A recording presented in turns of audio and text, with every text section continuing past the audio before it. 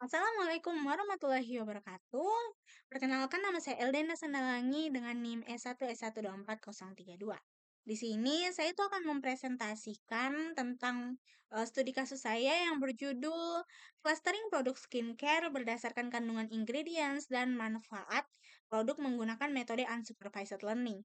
Nah, di studi kasus ini saya itu menggunakan tool RapidMinder sebagai alat saya untuk melakukan si clustering ini. Nah, yang pertama itu saya itu memasukkan datasetnya dulu. Nah, untuk datasetnya itu berasal dari Kaggle dengan jumlah sekitar 19.000 data yang ada di file CSV. Ini saya sudah masukkan langsung yang dimana ini adalah datasetnya. Saya itu untuk datasetnya itu seperti ini. Nah, di sini dia itu ada kolom brand, ada name, type, country, ingredients, dan after use. Nah, di antara semua ini si fitur utamanya adalah ingredients dan after use atau kedua kolom inilah yang akan kita proses atau kita clustering. Kemudian kita lanjut ke bagian replace missing values, yang dimana replace missing values ini berfungsi untuk gantikan atau menghapus sebuah missing values atau fitur yang tidak ada isinya menjadi agar tidak ikut di clustering. Jadi dia itu akan terhapus di cleaning. Karena jika ada kolom yang kosongnya ini akan mempengaruhi apa ya? Ini akan mempengaruhi nilai rata-ratanya dan bisa jadi algoritmanya saat menjalankan itu akan mengalami crash kalau tidak dihapus.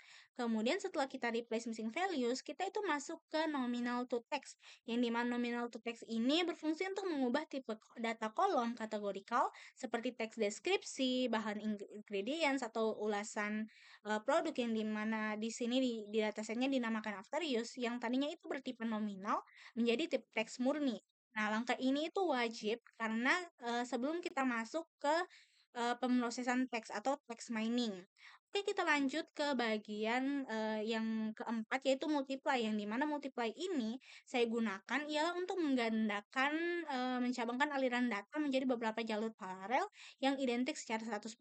Kenapa saya pakai multiply? Karena si nominal to text ini saya itu mau memasukkan ke proses documents dan generate attributes. Tapi kalau misalnya saya tidak pakai multiply ini, saya itu tidak bisa memasukkan si examnya ini ke dua hal ini, harus kita pilih salah satunya. Jadi saya pakai multiply ini agar terjadi sebuah percabangan dan bisa saya masukkan ke proses documents dan generate attribute. Oke, kita lanjut ke bagian proses documents from data atau jalur atas, yang dimana fungsi dari si proses documents ini ialah untuk apa ya, di dalam operator ini, itu teks deskripsi skincare yang tadi saya punya itu akan dipecah menjadi kata-kata tunggal atau tokenization, yang dimana dia itu akan lanjut lagi dibersihkan dari kata sambung dan dihitung boot kepentingannya. Nah, ini dia itu di bagian sini itu dia menggunakan rumus TF-IDF, yang dimana TF-IDF itu singkatan dari term frequency inverse kemudian dokumen frekuensi, yang dimana outputnya nanti itu berupa matriks angka yang mempresentasikan kemunculan kata. Untuk yang jalur bawah atau generate attribute, itu dia isinya adalah apa ya? Sebuah fitur engineering yang dimana itu dia kita membuat 17 kolom label efek baru secara manual menggunakan ekspresi logika atau kondisi matematis yang dimana misalkan itu kita mendeteksi efek jerawat, mencerahkan, dan lain-lain. Nah, ini digunakan untuk memperkaya dimensi dan karakteristik produk. Nah, setelah kita lakukan si proses documents ini dan generate attributes ini, kita itu merge kedua hal ini, kita satukan sebelum kita masukkan ke select attributes. Kenapa saya satukan? Karena kedua hal ini memang digunakan untuk eh, tahap selanjutnya. Jadi ini keduanya kan kita sudah multiply ya sebelumnya kita sudah lakukan percabangan. Nah, kita lakukan lagi yang namanya penggabungan agar kedua hasil dari ini itu bisa kita lanjut proses begitu di proses yang sama. Nah, saya di situ pakai merge attributes. Jadi semuanya itu saya masukkan semuanya di merge attributes.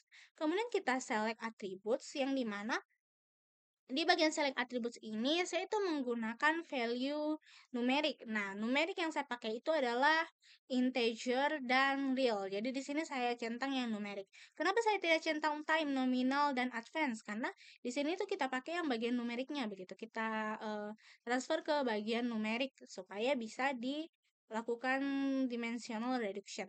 Nah, di bagian singular value decomposition ini, itu dia gunanya untuk eh apa ya, dia kan itu adalah operator reduksi dimensi matematika berbasis aljabar linear.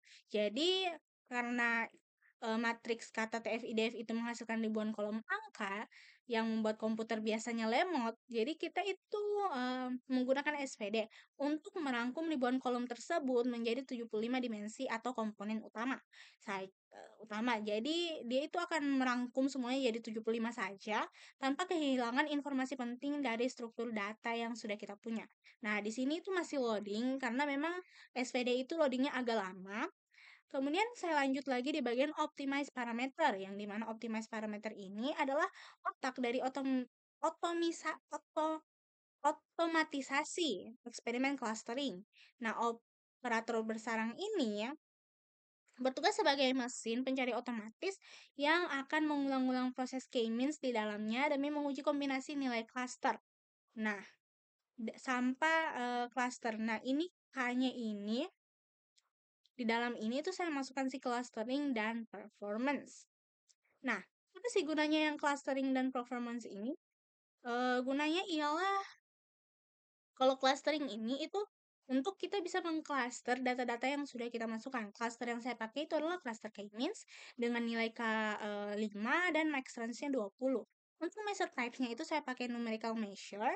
Untuk numerical measure-nya saya pakai Gaussian similarity dan max optimization step-nya itu sampai 100.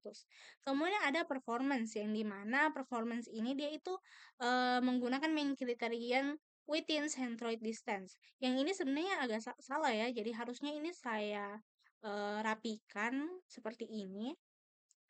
Nah, setelah sudah seperti ini tuh kita sambung semuanya menjadi seperti ini. Kemudian kita kembali ke tahap proses. Kemudian karena ini sudah selesai ya pemodelannya, tapi karena SVD-nya itu masih berjalan, saya itu belum bisa menunjukkan resultnya, tapi untuk yang datasetnya itu semua sudah seperti ini. Nah, mungkin itu saja yang bisa saya sampaikan ke dalam untuk progres studi kasus saya. Saya mohon maaf bila ada kekurangan ya di mana dari cara penyampaian saya ataupun dari hal yang saya sampaikan. Saya akhiri dengan ucapan wabillahi taufiq wal hidayah. Wassalamualaikum warahmatullahi wabarakatuh.